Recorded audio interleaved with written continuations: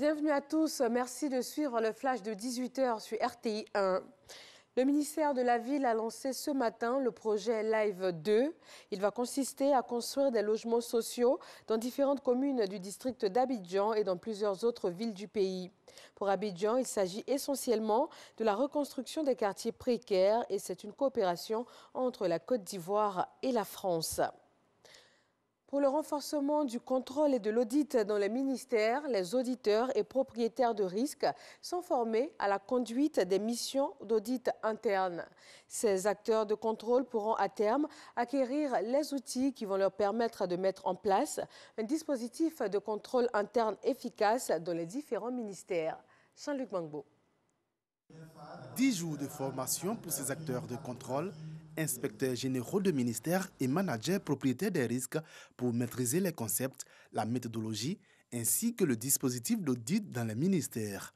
Cette formation rentre dans le cadre du projet d'appui à la gestion économique et financière PAGEF.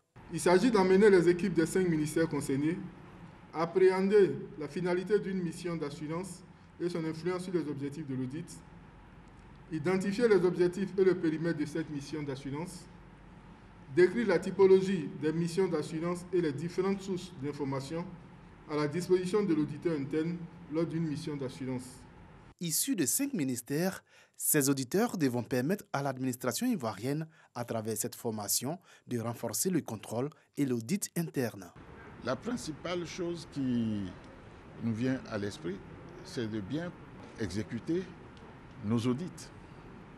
Pour pouvoir le faire, il y a des préalables, il y a des prérequis. Et ces prérequis sont en train d'être mis en place. Le PAGEF qui pilote cette formation est un projet d'appui institutionnel au gouvernement d'un montant total de 15,9 milliards de francs CFA financé par la Banque africaine de développement et l'État ivoirien. Il soutient essentiellement la mise en œuvre du schéma directeur des réformes des finances publiques et le suivi et évaluation du plan national de développement PND. Parlons d'autonomisation féminine, la coopérative des productrices de karité de Lokoli dans le département de Sinématiali, c'est dans la région du Poro, a reçu une unité de production de beurre de karité. Pour un coût de 68 millions de francs CFA, cet équipement vient assouplir le travail jusque-là manuel de ces femmes. C'est un don de Fidel Sarasoro, fils de Sinématiali et directeur de cabinet du président de la République. Dans l'actualité internationale, une mission de la CEDEAO est arrivée ce lundi à Bamako, la capitale malienne. Sur la table, les futures élections présidentielles et législatives pour un retour des civils au pouvoir. Ces 2 jours au Mali vont permettre des rencontres avec les acteurs chargés de l'organisation des élections présidentielles et législatives de 2022. La délégation va aussi échanger avec les autorités de la transition et la classe politique. En Centrafrique, la ville de Boar retrouve son calme. Environ 5000 personnes en étaient parties précipitamment suite aux affrontements de la semaine dernière.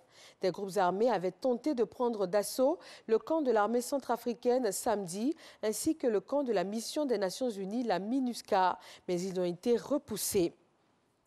Les tensions sont vives entre l'Union européenne et la Turquie, suite notamment à l'annonce ce lundi du porte-parole du chef de la diplomatie européenne de sanctions contre les activités agressives d'Ankara en Méditerranée. Afin de calmer le jeu, Ankara envoie son chef de la diplomatie à Bruxelles. L'Union européenne souhaite une relation constructive avec la Turquie sur la base d'une coopération et veut engager la désescalade des tensions. Et puis pour terminer, la semaine prochaine, le nouveau président américain va prendre fonction. Joe Biden vient de choisir l'ancien diplomate de carrière William Burns pour prendre la tête de la CIA, l'agence de renseignement américaine. L'équipe du président en a fait l'annonce ce lundi. Si sa nomination est confirmée par le Sénat, William Burns va devenir le premier diplomate de carrière à diriger la CIA. Joe Biden explique ce choix par le fait qu'il partage la conviction profonde d'un service de renseignement totalement apolitique. Et c'est tout pour ce flash d'information. Merci de nous avoir suivis.